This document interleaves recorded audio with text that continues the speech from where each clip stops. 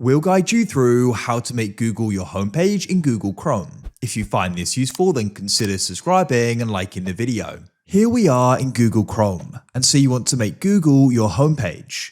We're going to guide you through this step by step on how it's done. Make sure it's this full guide and don't go and skip ahead, otherwise you may go miss an important part of this guide, as there are different things you need to do to go and achieve this. So without any further ado, let's get started. Google is my favorite search engine out there. I already like using it because I go and use the sort of Google system as a whole, YouTube, Google Drive, Google Docs, you get the idea. So I like having it as my home. So what we need to do is when you're in Chrome is you need to head to the top right and find the three dots and click there.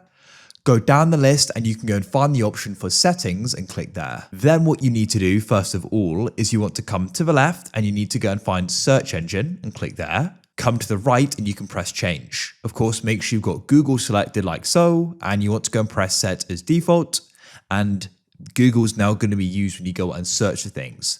But to go and set it as the home, what we also need to do is come to the left and you need to go down to on startup and click there. Now here you want to go and select open a specific page or set of pages.